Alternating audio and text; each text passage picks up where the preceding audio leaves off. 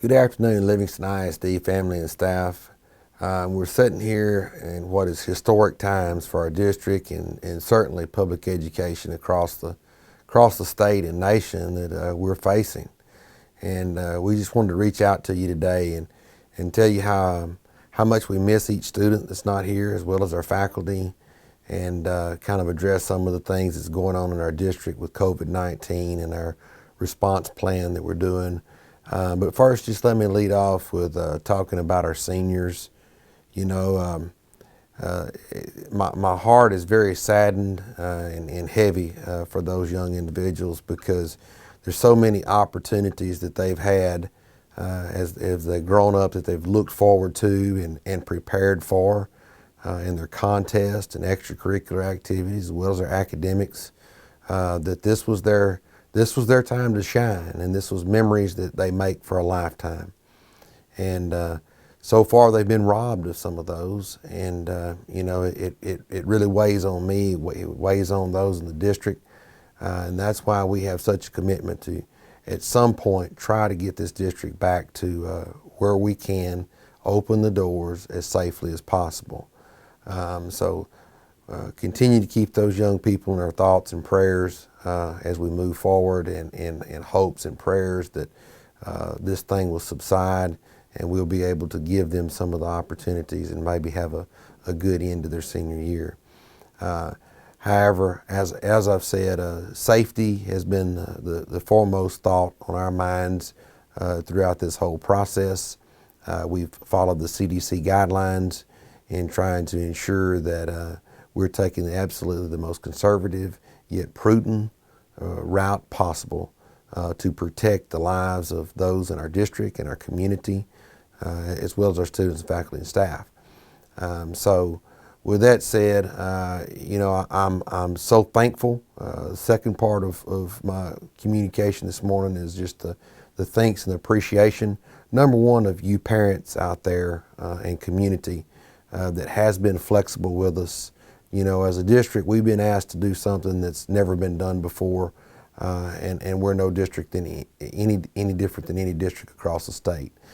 There's things that are happening across our state that has been done that when we opened school in August, we never imagined that we would do. And so I appreciate the parents being flexible with that, and community. I would at this time like to just remind everyone to please ensure that the sources of information that you get are those that are accurate. You know, Livingston ISD has a web page that we're putting information out there on. We have our social media pages that are official Livingston ISD social media pages, as well as our parent notification system that's sending information on to parents. And those information routes are all vetted to ensure accuracy and reliability, and we do our best to try to keep those things to where they're meaningful for you. And so I just encourage everyone to be aware of things that's said on Facebook and other media sources and outlets that sometimes add to confusion and chaos. And we all know we've got plenty of confusion and chaos at the moment. So thank you to the parents who are doing those things. I'd like to thank the students who I know are at home and would like to get back and have memories with fellow classmates and enjoy the times that they have.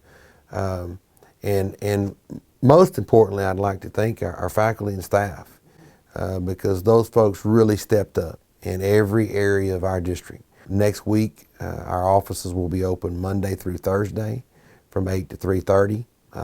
If you need something, please call us. We have a directory on the lisd.com website. Feel free to email us. You know, we want to keep information flowing freely to you. You can email your teachers, you can email your principal. We want to be a good partner and get you the information that you need in this time. But our faculty and staff has done such a marvelous job of stepping up, creating these instructional supports and putting them out for our students. We feel like that the things that's happening with our faculty and staff right now and the supports. If you got a problem, you can call in, you can get help on homework. You can email us, you can get help on homework through our packets or through our Google Classroom. These students have an opportunity to lessen the regression. We do realize that some of our students are in rural areas. We do 11 routes of bus delivery starting Monday for our food, our meals that's going out into our community. The instructional support packets themselves, we've had some questions about that. Those packets are good through April the 3rd. April the 3rd would be when those packets would end. And at that time, we'll have more information out for you for the future. Those packets do not need to be turned in until our students go back to school. We've had some questions about as things change and as things move forward or progress, either for the good or for the bad with this virus situation, what we can expect with the school. And the best thing that I can say is just keep in constant contact. We will continue to update our website and our communication channels as we move forward. If we get to a point that there is issues that we need to make changes of our school postponements, then we'll put those out to everyone as we move forward.